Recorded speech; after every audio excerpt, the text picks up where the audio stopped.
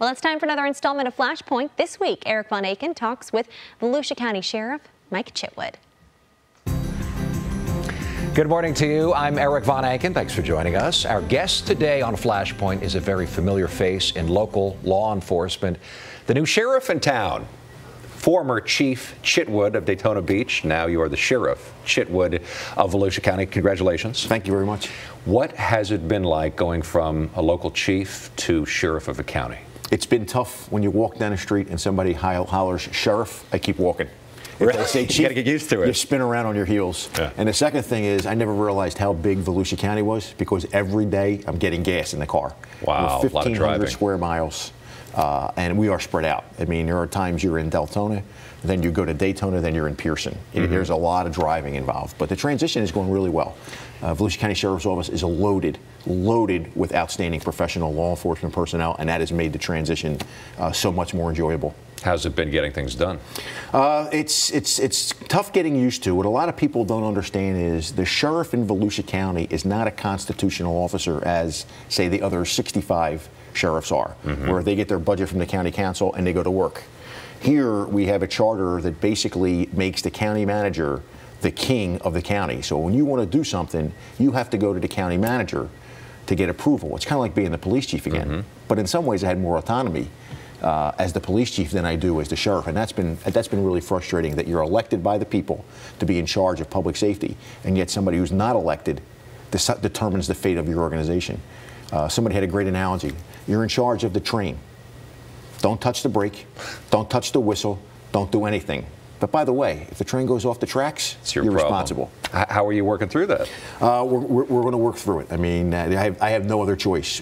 There is a bill that is winding its way through the House and the Senate that would restore the constitutionality to the sheriff's office in Volusia County and in Miami-Dade. Hopefully that'll get on through the committees, and we'll get that on the ballot in 2018. And if it gets approved by 60% of the voters, then it would become law in 2020. So, but until then, I have to work in the system in which I was elected in. But I don't think a lot of people understand that you go out and you vote, but your vote really doesn't count, because at the end of the day, the county manager is going to decide what happens, and the county manager is going to say, "Well, I'm in charge of the budget." Well, what doesn't happen in the sheriff's office that's not reflected in the budget? So how do you get things done? You have to try to have a détente with the county manager, and hopefully he approves or agrees with the programs that you're trying to install without a lot of interference. And right now, I will tell you, in the first 50 days, it has been frustrating from that point of view, because I'm ready to run. I know what direction I want to go. I think we have a proven track record of what we did in Daytona Beach, and to implement that has been difficult. You introduced a 5-point plan to the county. First of all, tell me what this is, and second of all, how is it going over, considering the challenges you're just talking about? Well, the 5-point plan is basically, it's essential policing. How do we better provide service to our residents and stay within the budget? I mean, that's what everybody's conundrum is. How do you get these services out there when there's a limited amount of resources to put out there? So I sat down with my Chief Deputy, John Creamer. We sat down with some other folks in the community, basically from my roundtables where I went out and interviewed almost every single deputy when I first got elected, and now I'm working on the civilians. And that's where we came up with our 5-point plan. And these, we're seeing the points on the screen right here. Yeah, sure. Obviously, number one is community engagement, diversity. Technology is huge for us. It is a force multiplier. Accountability-based policing is what our CompStat program is all about. We're going to unroll that out in Deltona first. And basically what it is the deputy assigned to a sector has a responsibility to improve the quality of life for that sector. So if there's a problem there, he or she has the ability to solve that. They don't have to kick it all the way up the chain of command to me. They need to solve that problem. And conversely, if I see that there's a problem on that sector and nobody in between me and that deputy is doing the right thing, there's going to be hell to pay. How do they solve it? They solve it using technology, using teamwork. An example would be, let's say there's a series of burglaries in a subdivision. Well, I want to know, have we found DNA? Have we found fingerprints? Have we traced the property? What have we done to increase our patrol presence in the neighborhood? What have we done to alert the residents? How are they target hardening their neighborhood? That's what accountability-based policing is, and we're going to hold you accountable for that. body cameras play a huge role in accountability-based policing. We were going to talk more about the body cameras that the department is getting. Also the ticket that you got that's been a little controversial. I'm going to ask you about that. And also you met with Speaker Paul Ryan. So answers to those questions with Sheriff Chitwood right after the break. Sounds good.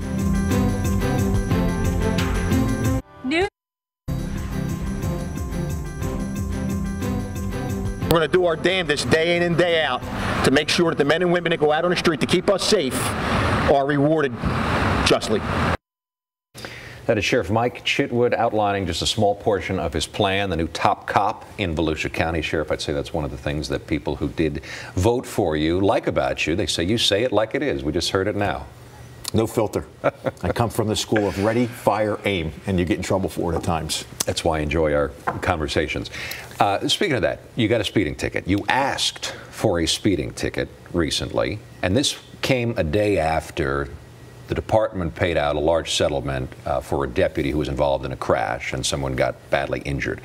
You were pulled over, you were let go, and then you followed up with that deputy or that officer and asked for a ticket. First of all, tell me about it. Yeah, I was leaving one meeting, headed to another meeting, and you know, talking on my Bluetooth, not paying attention to what I was doing. Deputy's coming at me, you know, flash my lights and wave at him, keep going. Next thing I know, he's in my rearview mirror and he pulled me over, pulls up next to me. Hey, Sheriff, how's everything going? Everything's going good. How about yourself, Sarge? He recognized you right away. Yeah. Okay. And you know, I knew who he was. Hey, Sarge, how are you doing? And okay, good. Where are you headed to? I'm headed to Daytona Beach. Exchanged a few words, and I drive on. You were going 78 and a 55. 78 and a 55. Had no idea, by the way, till I got the ticket, how fast I was going. Okay. So as the day progresses and it starts to slow down, you start saying to yourself, you know, I don't even know how fast I was going, but clearly I was speeding, number one. Number two, we just paid out $200,000 for a deputy-involved crash where speed was played out. We have another case pending where speed was involved again and people were severely injured in a deputy crash. And I'm thinking to myself, you know, you got to set an example here. Yeah, you're the sheriff, but you don't get a courtesy or you don't get a pass. So I had my chief deputy reach out to the sergeant, and he met me that night at an award ceremony and had him issue me the ticket for 78 and a 55, which was, I think it was $281, and I paid the ticket, and I was wrong. Even though I was on duty in a car in uniform, I was still wrong. You know, that does not put us above. You're supposed to always operate within the parameters of the law, and if you're going to exceed the speed limit, you should exceed it in a safe manner going on an emergency call, not because you're late going from one meeting to another. You've heard the criticism from people who are not Chitwood fans. So they say, first of all, it must be nice to have an option where you get pulled over to not get a ticket. But secondly, they say that you should have accepted the ticket right then and there instead of thinking about it and realizing how it would look. Well, you know, I never even got to that point of thinking because the sergeant never got out of the car to approach me. I never got out of the car. There was no real investigation conducted other than the sheriff talking to the sergeant. And to be honest with you, whoever wants to give their boss a ticket or who wants to get in bad with their boss. So, you know, I could understand where the sergeant was coming from. Hey, how do I handle this? What do I do? And, you know, I'm thinking, hey, I'm late. I'm moving along. I'm, you know, hey, I'll catch up to you later. See you later. But then, you know, as the fog of the day starts to lift, and you're like, man, that was screwed up. I got to make this right. And you know, no matter what they say, I got a ticket and I paid for it. Whatever the critics say, really don't care. I did the right thing and I sent a message to the organization that this is the way we're going to do business.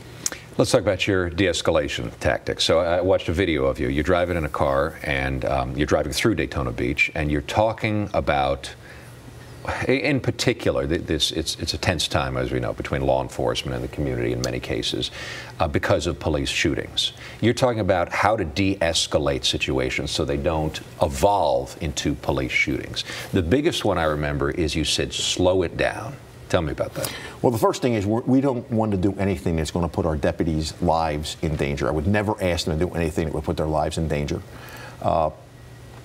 Approximately, there was a study done of, there were roughly 1,000 police shootings in 2015. In approximately 70% of those shootings, the bad guy had a gun that he used or indicated he was going to use against law enforcement. Take those off the table. We're going to do our job. Nobody says anything about them. But in the other 30 to 35%, the person that was shot by us was mentally ill, wielding a knife, a bat, a brick, or nothing at all. Those are the shootings that we're talking about use time, use distance, use cover, slow it down. Because I'll give you a classic example, and this happened in Houston, Texas, and it happened in St. Augustine. We are called to a home because a mother wants our help. Her mentally ill son is naked in the living room. He's brandishing a machete. He's off his psychiatric drugs, and he's ingested whatever he's ingested. And he's acting out, and he's violent. And mom calls us to help. 22 seconds after we arrive, we shoot and kill him. Now, that's not what we were called for. That's not what we were trained to do.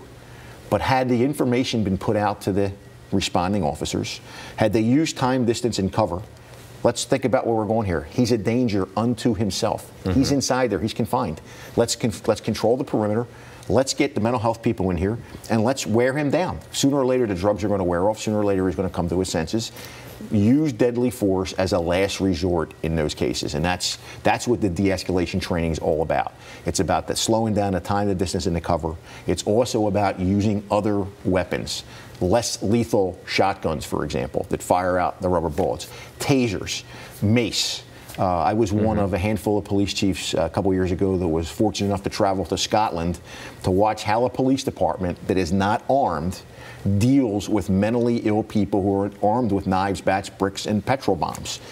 And nobody gets killed. So it was kind of an interesting thing to watch how they trained and what the paradigm and what their culture was. So what we've done, and as we change our use of force policy, is the number one line is the sanctity of human life comes first. We have to do everything we can to protect human life. Now, we also know on the flip side of the coin that if we're responding to an active shooter or an incident like Dallas, we have to do everything that we have to do, and the public will never criticize that. Yeah, and I've read some reaction from the community, and they have been very receptive to this policy. How are the deputies receiving this? I would imagine some are saying, well, wait a second, this kind of ties our hands because we're putting our lives on the line. Some. You know, believe it or not, we all took CIT training, critical incident training, as young officers. The problem is that has never changed. It's the same training over and over and over and over again.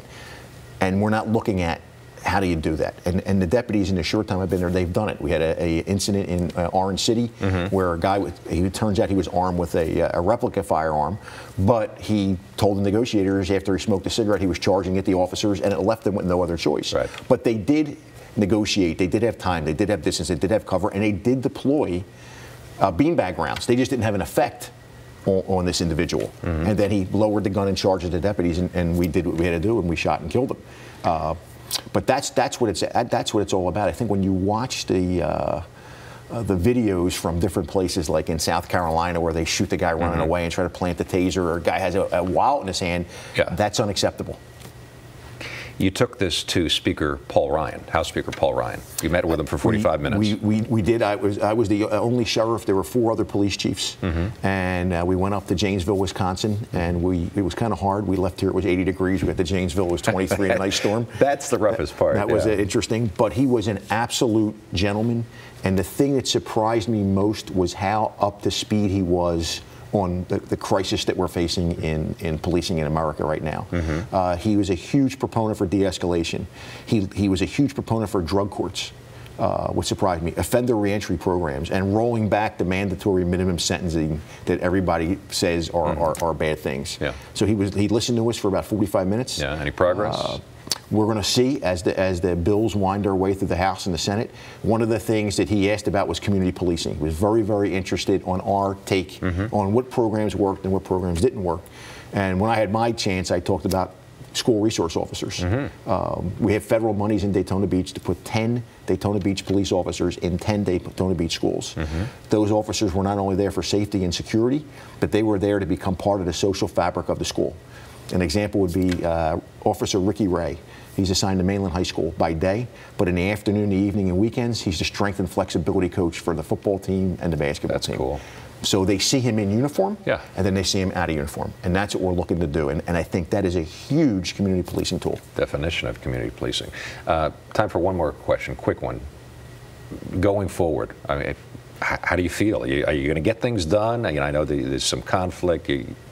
So far, You're off to a good start, but how's it going to go? I'm excited, Yeah. and I think that there is a wave of folks in Volusia County, and this includes the deputies, that are hungry for change.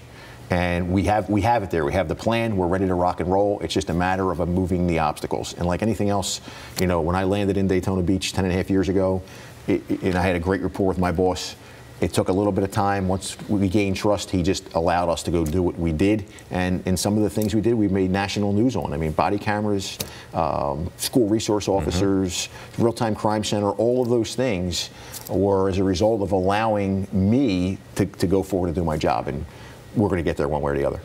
We're out of time, but I would love to keep talking because the sheriff always has something good to say. I would keep wanting to call you chief, but now again, the Sheriff Mike Chitwood of Volusia County. Thanks so much for coming in this morning. Nice to chat with you. We'll check in with you again as you get later on into your term, now 50 days in. Sounds like a plan. Yeah, very good. Have a great day.